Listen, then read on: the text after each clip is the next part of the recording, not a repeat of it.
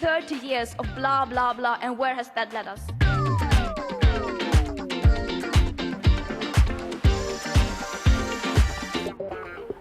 Welcome to Meaning It. Today, COP finally outed the elephant in the room, fossil fuels. It launched BOGA, the Beyond Oil and Gas Alliance, the first members of the world's fossil fuel rehab club. By 2050, the world can't afford to have extracted and burned more than 42% of our current proven oil reserves and 41% of our current proven gas reserves. That's all, absolutely all we can burn during the urgent just transition that we must have away from filthy fuels to clean energy. So we think this BOGA, Beyond Oil and Gas initiative, is so vitally important. We're giving the whole of today's show over to the press conference they held this afternoon. Now, at COP26, the need to phase out oil and gas is finally landing on the political agenda in response to the political courage and leadership of Denmark and Costa Rica, and the significant work of a broad coalition of government and civil society stakeholders over the past weeks and months. So it is my privilege to introduce the co-chairs of the Beyond Oil and Gas Alliance, Minister Dan Jorgensen and Minister Andrea Meza Murillo, who will each give opening remarks. Thank you so much. I've really been looking forward for this day. It's such a pleasure to be able to announce an initiative that we hope will make a real and big difference. Our goal is not small. Our ambition is not modest. We hope that today will mark the beginning of the end of oil and gas. When I talk to scientists, citizens, and activists, they all want one thing more than anything else: bold and tangible action. Not talk, action. That is what the Beyond Oil and Gas Alliance is here to deliver. We, the 11 founding governments, have decided to move beyond oil and gas. This might sound like a straightforward course of action. After all, we are all charting a common course for net zero, and yet it is somehow provocative to state that we need to end our own production of fossil fuels. This effort, going beyond fossil fuels, will no doubt be hard, but we don't answer this call for the thrill of the challenge. We do it because we truly believe that we need to, because we're unwilling to accept the consequences if we don't, because the IPCC has sounded a code red for humanity, because there's no future for oil and gas in a 1.5-degree world.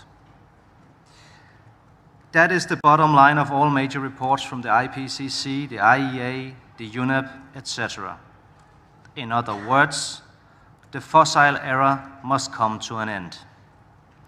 But just as the Stone Age did not end due to the lack of stone, the fossil era will not end because there's no more oil left in the ground.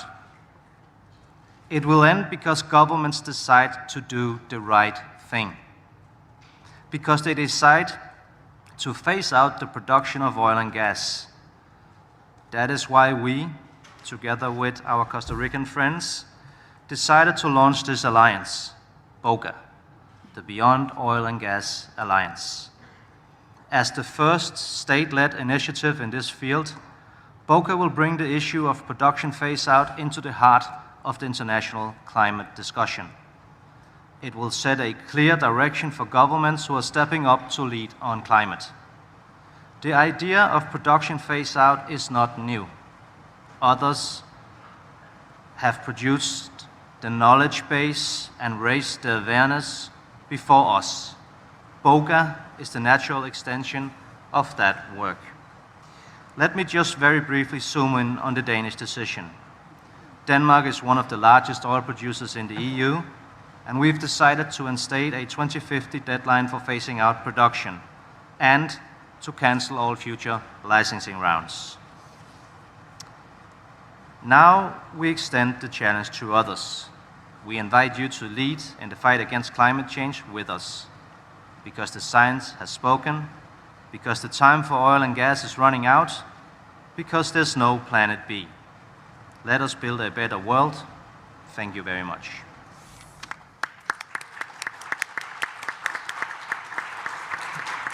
Thank you. Minister Meza.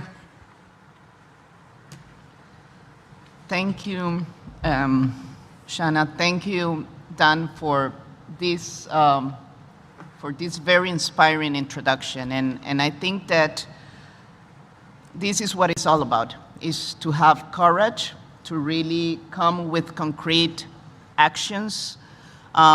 We are hearing the world outside these walls, and we know that science is clear. We really need to accelerate action. And when we're talking about how to accelerate action, we've been addressing the demand side. And yes, it is important. We are in this pathway towards decarbonization, and we need to continue addressing the demand side for sure. But we cannot also leave the supply side there. We need to start this conversation. We need to start seeing concrete measures around the supply side as well. And this is why BOGA is launched, is to start this conversation around the production of oil and gas, which we know is not an easy conversation in any of the countries, even in a country like mine. We are not producers, but we do have reserves. So there's always a push to try to use those reserves. So I think it's very important that we manage to have a platform that will continue to generate momentum, political momentum, that will be a platform to have an exchange of knowledge, of good practices, of good policies, because we recognize that this will not be an easy journey. And it is also about acknowledging that every dollar that we invest in fossil fuel projects, it is one less dollar for renewables or for the conservation of nature.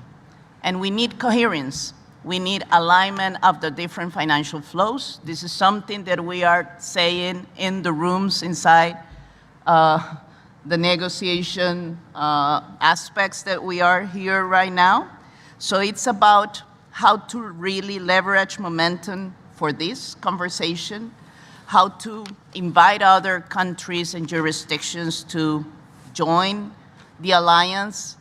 And it's about continuing talking and continuing engaging other countries and jurisdictions. As you will see, BOGA has a tier membership structure with gradually raising levels of ambition. We have core members of BOGA that commit to end new concessions and licensing or leasing rounds for oil and gas production and exploration, and to set a Paris-aligned debt for ending oil and gas production and exploration in their jurisdictions. We also have associate members of BOGA that will have taken significant concrete steps that contribute to the reduction of oil and gas production. We have 5 specific criteria by which a member can join. And this is something that you can visit our website and see these specific criteria. And we also have friends of BOGA that are also governments and partners that can sign the declaration.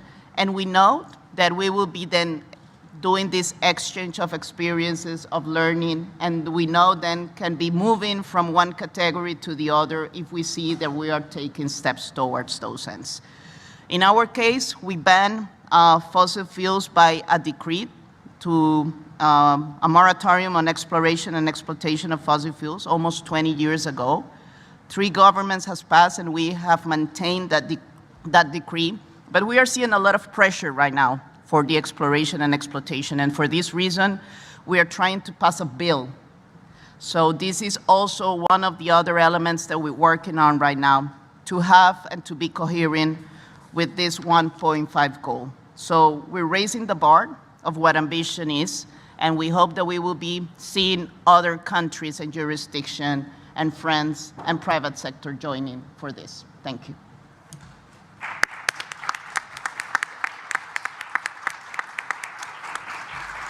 Thank you, Ministers. So with introductions from the co-chairs complete, it's now time to welcome the founding members of the Beyond Oil and Gas Alliance to the stage. Minister. Yes, thank you. It is my honor to now present France as a core member, represented by the Minister of Ecological Transition, Barbara Pompili. Greenland as a core member, represented by Rasmus Wendt, Head of Department from Greenland's Ministry of Energy and Environment. Yes. Ireland as a core member, represented by Eamon Ryan, Minister for the Environment. Quebec as a core member, represented by Kay Harrison, Climate Change Ambassador. And lastly, Portugal, represented as an associate member, represented by Ana Teresa Perez, Head of Delegation.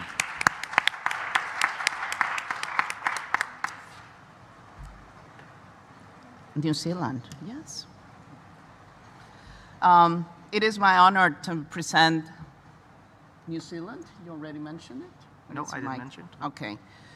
Sweden as core member, represented by Minister Per Bolund, and Minister of Environment and Climate.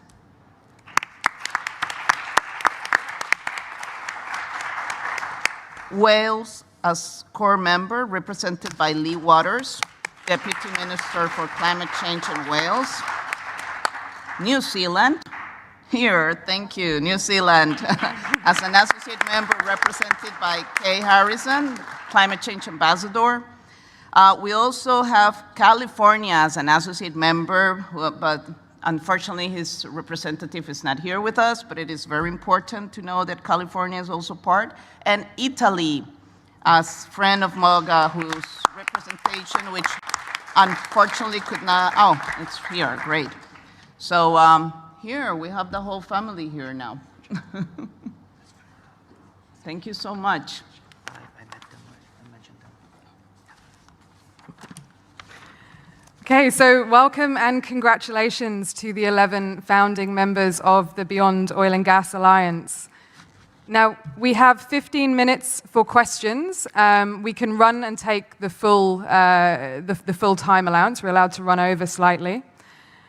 We will take, so let's open the floor. We will take as many questions as possible, so we'll go in groups of 3, and please keep it concise so that we can cover the ground. So, Ministers, if we're ready to kick off the Q&A, if we take the first 3. If I can begin here in the green shirt, and then we'll go behind you, and then to the back, the far left-hand side. If you can come to the podium, please. Whoever answers close. Where's the, yeah.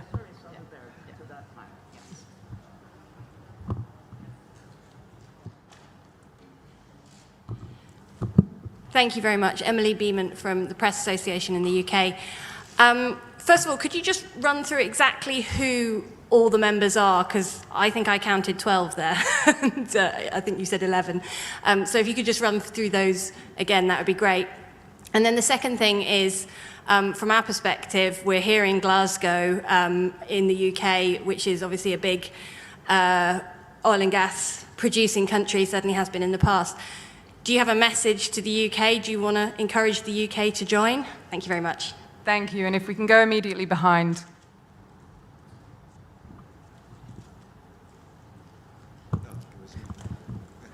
Hi, Shadia Nasrallah from Reuters. To follow up on the previous question, are you in talks with the Scottish government as well, given that we have another region present here? And can you explain how that works, given that Westminster hasn't signed up yet? Also, in a way, what's the point of very small, relatively small producers teaming up, given that you don't have Russia, Saudi Arabia, and all the big ones in the club? Thanks. And then third question, thank you. I can lean into that. Hey, Felix van Geyer, neworator.com. In terms of developing strategies to go beyond oil and gas, I'd like to see if anyone has any preliminary thoughts as to how you're going to encourage members and other people who might yet join to do this. And I'm always favoured the idea of actually putting a cap on the carbon content versus the energy content of fuel and energy as it comes to market as a good place to start. Thank you. Minister. Okay, I will try and answer some of the questions, and then maybe colleagues also want to add things. So we are in dialogue with many other countries that are not here today, and I've promised not to mention any of them except one that I have promised to mention, which is Scotland, and we are in close dialogue with them, and I hope that we will also be able to name other countries within the next few days. There's been a lot of interest in the alliance at this COP. Now, it's important for us to say that we hope that this initiative will do exactly that, spark a conversation, hopefully inspire others, and that this alliance will grow. It should also be a place where we can discuss the strategies of then actually accomplishing a stop of oil and gas, because I think we all agree that a transition needs to be a just transition. So there's a need for a place where you can have the conversations about how to actually then make that. In my own country, Denmark, we've made this decision, but it hasn't been an easy one. It's been an expensive one, and it's been a decision that influences a lot of people. So for us, it's important to invest in the parts of our country that is affected by this. This means schooling, training of the people employed in the sector to get other jobs. It means investing in alternatives like renewable energy. In Denmark, for instance, offshore wind now has more than 30,000. We have more than 30,000 people working in the wind industry.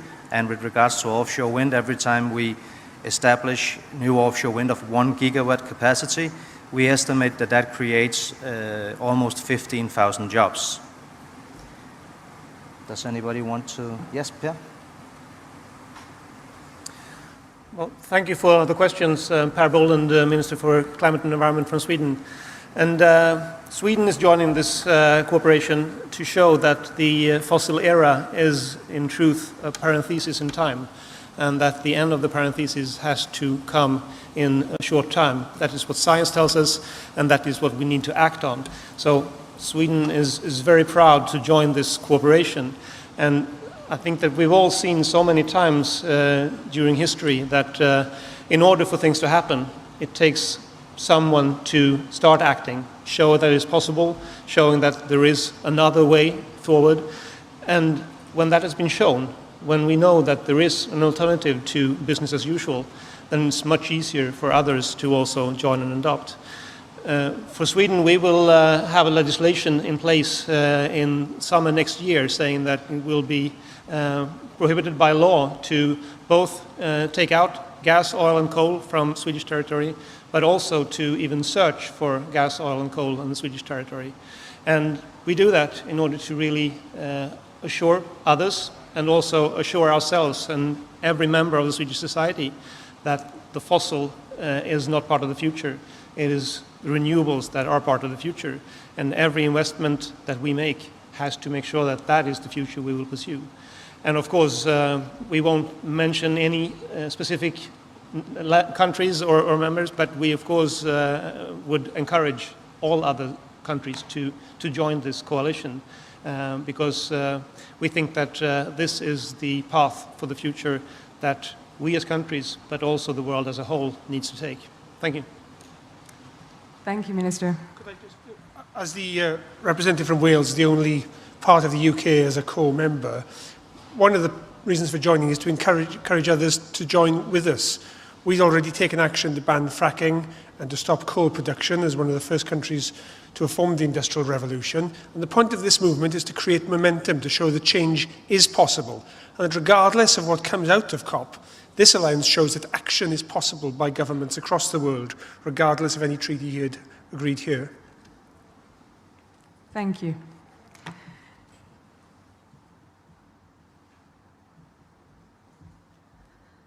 Thank you. And this is about early movers.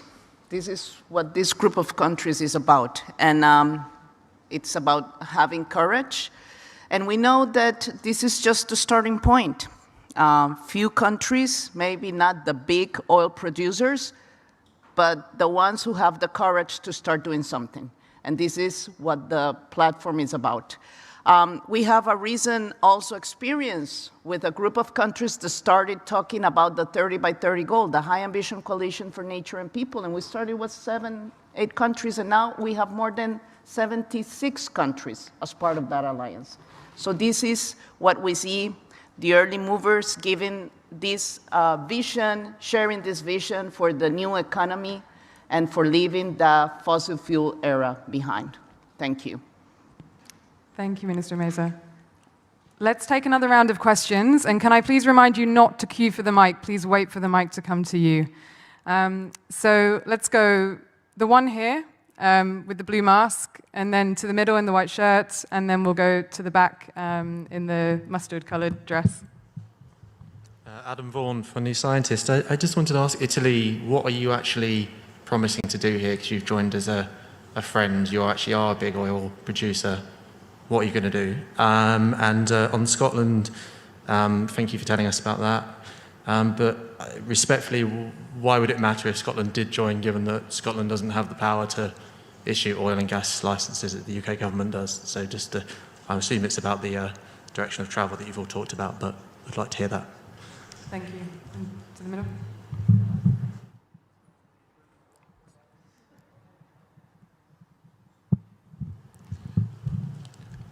Hi, it's Ben Webster from The Times. As you all represent countries that still use oil and gas, are you not just making yourselves more dependent on imports by your commitments? Thank you. And over to the side here, please. Thank you. Hello, Audrey Garrick with Le Monde newspaper. Just to be sure, are you committed to end new license for production, including even in areas already explored? And second question, do you have an idea of the end for the production and exploration for fossil fuels, the end date you said you are going to set? Thank you. Thank you, Minister.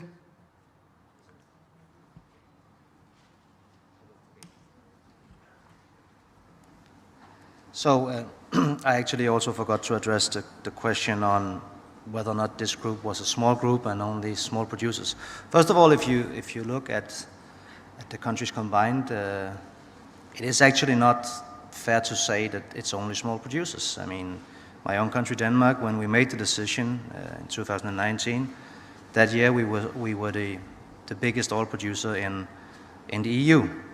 There are also other countries on the list that does have substantial production. And apart from that, we need to look at the reserves. Greenland, for instance, has huge reserves. I think I read somewhere that their reserves could cover the entire demand of oil on the planet for 9 months. So it's not without meaning.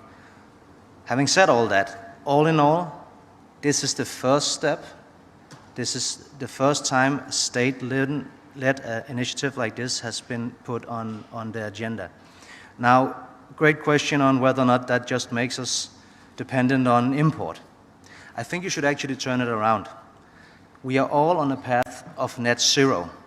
How can you defend wanting to be carbon neutral in 2050, as some countries want, but still wanting to produce oil and gas and selling it to others? That, in our view, does not add up. So we would really urge all countries to enter into this conversation, knowing very well that we come from different points of departure, and that it will be more difficult for some countries than for others. To the question on what has actually been promised, that differs from country to country. As a core member, you set an end date and you cancel future licensing rounds and are obliged not to give any future licensing rounds. Associate members, they have made initiatives, taken actions towards this end, and friends are signing the declaration, supporting the ideas, and working on doing these things. Yes. Anybody Thank wants you, to? Minister. And we have 1 minute for any further comments before we move to a group photo. Any of you want to? There was a question about Italy, so thank you for the question. This transition is a grand transition of extreme complexity. We have to tackle the issue from all the sides, from all the points of view. And this alliance is a good forum where to discuss, to create synergy, to create momentum, to exchange ideas, develop best practices, choose together the way to go ahead. The challenge is a challenge not for only one country, is a challenge for the entire planet. So Italy plays their role in this with the others, and contributing when possible, learning in many other cases. Maybe any of the colleagues want to say something, maybe Iman? Thank you. Maybe to answer one of the questions, for example, in Quebec, we will end, all exploration, so we will rebuy all the permits. That's like Denmark, that's a very expensive decision, but it shows the courage that we need. It also follows what the science is saying, and the signal that we are all sending right now is, we think, very, very important. So. Thank you. Ireland is a small island, but our sea area is 10 times our land area. And we won't be exploring for oil and gas anymore. We're in this coalition. We've also said we won't be looking for frack gas. And more critically, I think maybe an example that others can follow, I hope, our Strategic Investment Fund won't invest in fossil fuels. And this is what's important today. This is the divestment movement. And at the centre of that is the understanding for too long we put all the pressure on the consumer. Are you doing the right thing? Is that the right light bulb or whatever? And instead, we have to tackle the problem at source, at the mine head, at the wellhead, at the gas pipeline, so it's easier for our people to make this transition, and we switch to the better alternative. That sea area is very windy. We can turn that to electricity and turn that to hydrogen. That's the future where we're going. Thank you. Thank you.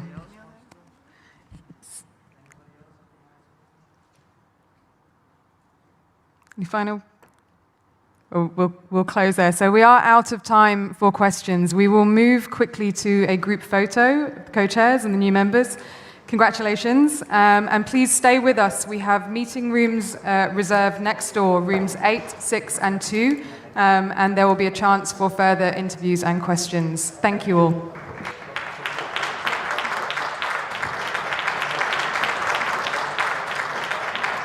Of course, the giant oil and gas producers haven't signed up yet, nor has the COP's host, the UK. But if this initiative snowballs, gathering in many more countries, and their promises are implemented, it won't just save this COP, it might even save the world.